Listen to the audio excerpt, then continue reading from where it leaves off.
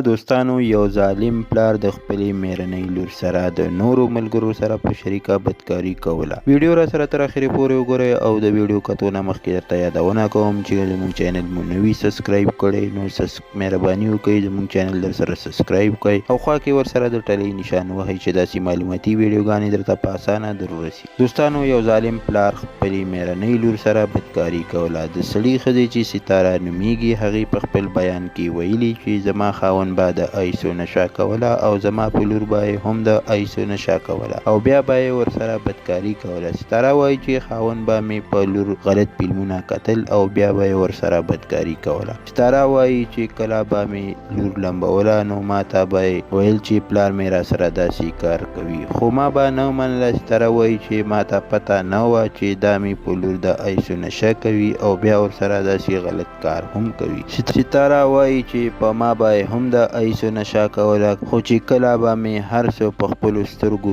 ولیدل نو یقین مې راغی. یو ورځ د زما لور په غېږ کې کېنولې وه او د ایسو نشه یې کوله او زما په لور یې هم د ایسو نشه کوله او ما ورته وویل چې دا څه کوې؟ نو خاوند مې وویل چې زه داسې کار نه کوم، دا ستا د سترګو دوکه ده. وایي کله چې مې ورته وویل چې زه د لور میډیکل کوم نو هغې زما لور وغورځوله او په ما یې ډزې وکړې چې زه دوه ډزه ولګېدم او هغه وتښتېد. ستاره وایي چې ما په تاڼه کې اف آی آر کړی خو لا تر اوسه پورې پولیسو څه کاروایي نه ده کړې او مجرم یې نه دی ګرفتار کړی. ستاره وایي چې ما د لور میډیکل وکړو او ډاکټرانو دا هم ویل چې ستا د لور سره د 7 میاشتو نه داسې کار کیږي. ملګرو، الله پاک دې هر مسلمان له داسې ظالمان نه په امان وساتي. ملګرو، ولې پلاران دومره ظالمان شي چې د خپلو لورګانو سره داسې بدکاري کوي؟ دوستانو، دا یو تازه خبر چې تاسو سره مو شریک کو او مننه کوم چې ویډیو مې را سره تر اخره پورې